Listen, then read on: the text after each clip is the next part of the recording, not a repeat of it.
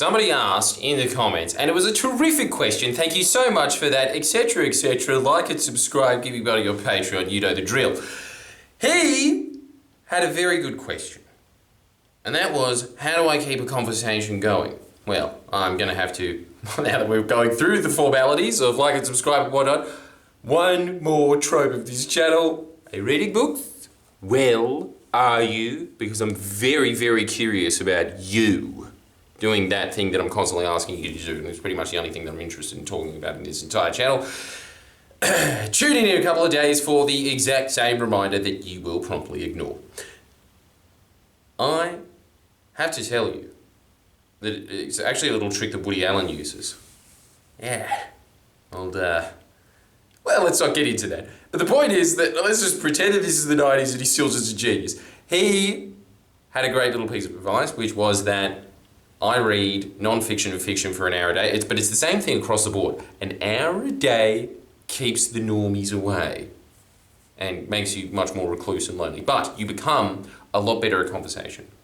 The other thing that I think also happens, because you just never run out of topics to talk about. But I think that what happens with that, and this is the art of conversation, when people start just relaying facts at you, it gets boring after a while.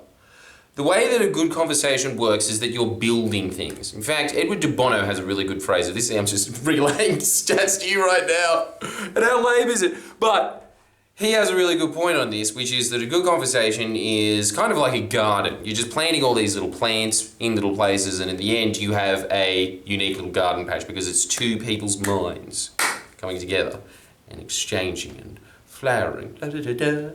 I always think that that is a real instance of somebody that just bores the shit out of me, where they're like, did you read that book where... Yes, I did. I suppose the average person is not, but it's something that hipsters do as well. They're like, I saw a documentary on Netflix, which is the dumber version of reading a book.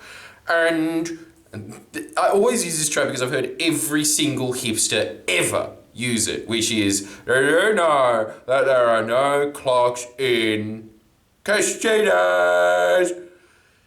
Yes, I did, because you're all the same. But that's a good tip, right? If you are just looking for the baseline in to continuing conversation non-stop, that is what you do. But I think that the more nuanced skills of conversation are, first off, and look, let's just assume that you know the first part, which is, I think, every second TED Talk. Listen to the other person. You got to, you already know that part. But I think the way to listen to someone is that you kind of slow time down in your mind. You focus on the words of what they're saying. Yeah, I'm not autistic at all. Just focus on the mouth, then you won't get scared. But I think it does work. It definitely does. I think that you are much more tuned into somebody. You know what happens now? And this is a lot of the part of the fact that a big portion of my job is doing a lot of podcasts. So you are paid to be a conversationalist. And I think that the one thing that is a real key distinction that you can tell that other people are doing is that they are thinking about the thing that they are going to say next. Whenever someone is new to being on camera or new to a microphone being in front of them, the first thing they think is, oh, a microphone in front of me. Everything I say now is very important. But good radio is actually just, as John Law says, people ringing up and talking about the fact that the mailman came over and delivered them to their house that day, and that was very nice of them. It's a boring story, but that's the whole point. Conversations kind of just sprout naturally from that place. People put too much importance on these things, and I think that that's what happens when you're in a conversation with your friends. With like new strangers and stuff. You're just like, I don't know this person, so I can't make sure that I'm dumb. I've got to say something really impressive. What's a really impressive thing that's happening at the moment? And you know what is happening actually while you're going, oh, you think it's something impressive? Really, you are inhibiting yourself. Because you've done it your entire life. Babies can talk. It's the first thing that comes out of their mouth. And you just, as a result of doing that and there being no inhibition at all, that is what makes a good conversationalist. The difference is somebody who is sitting there and thinking like, fuck, I've got to say something impressive. What happens is, by state transferal, you are giving off the vibe that you are nervous, so the other person starts getting nervous and you both start retreating into your head. What you want to be doing in any conversation is making sure that you have this like, it's okay to be dumb zone around it.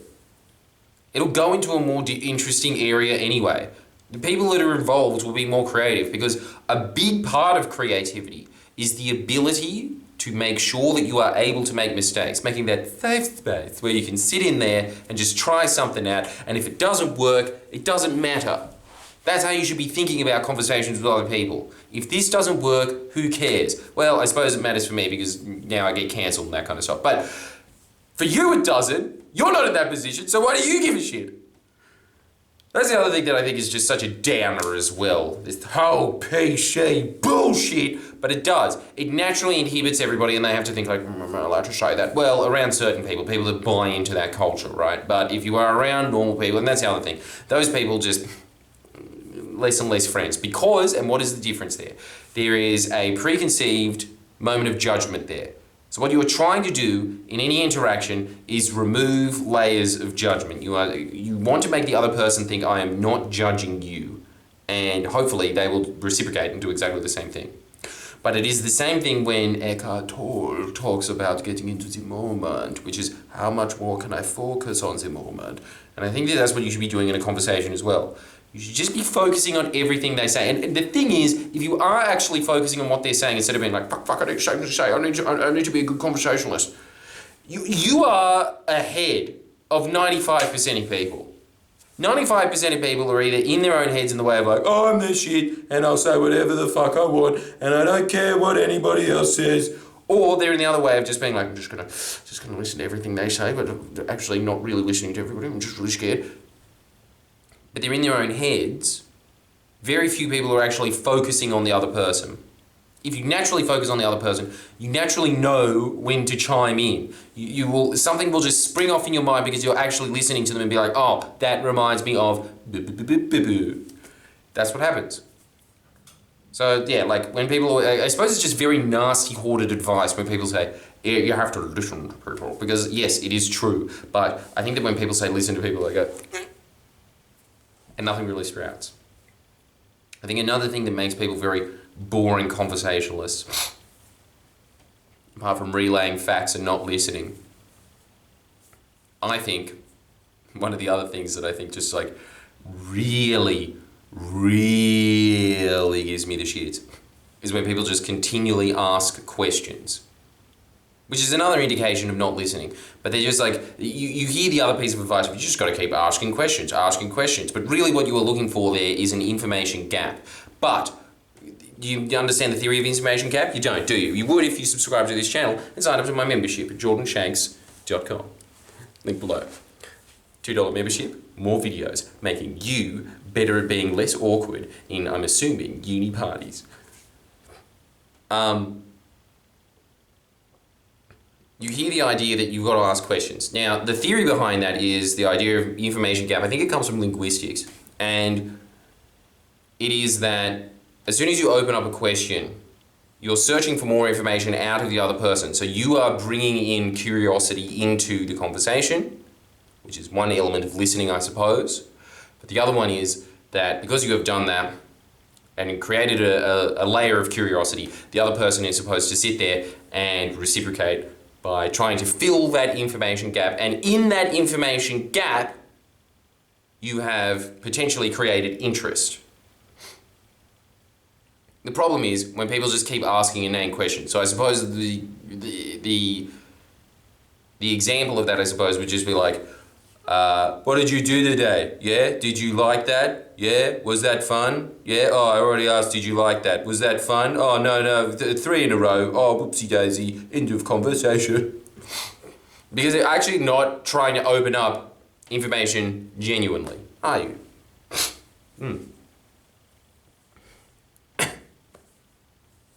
Well, looks like everybody was enjoying a couple of days in Sydney without wearing masks, and now they're going to have to yet again. Sorry about that, guys.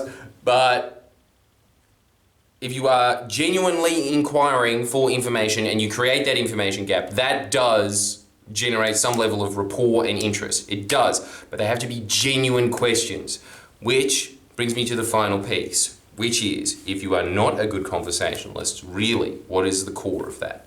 That you are not yourself.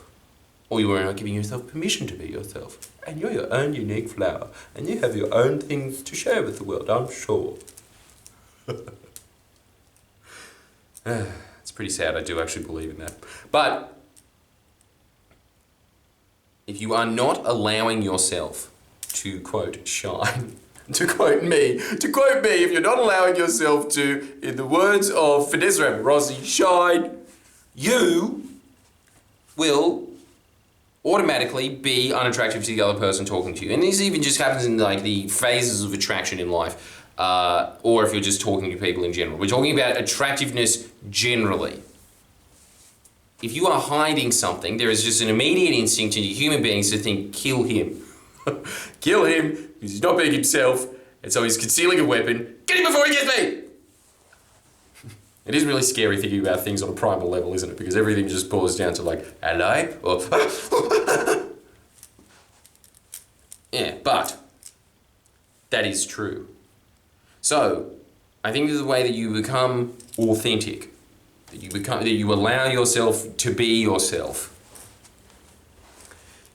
is if you go into a situation and you notice that you're kind of like the word I suppose is reacting. If you are reacting to everything that everybody else is doing around you, and what is an example of that? I don't know, stock standard. I like Nirvana. Oh, me too, I like Nirvana as well. You don't like Nirvana, do you? It will be incongruent. Even if you just say things like, I'm telling you, even if you are truthful in the moment and you're just like, I like Nirvana, and then you're just like, no, I hate Nirvana. But it comes from an authentic place. You're not trying to give off that cool teenage thing of being like, everything sucks that I don't do, and I don't do anything, so I guess everything sucks. If you're not giving off that vibe, and then it will come from a place of like, nah, I don't like Nirvana, and there will be a reason as to why you don't like Nirvana, and the conversation will continue from there. Do you see where we're coming from now? A big reason in all of the things that I was just mentioning before. The reason that you are not conversing well or you're running out of things to say is because you are experiencing resistance. You should just surrender into the moment. I remember that a big thing, and people have been asking me to regale me with this, my stories of the pickup days, but I do think that that was a big point. A big point was, meeting strangers is going to be awkward. Of course it is.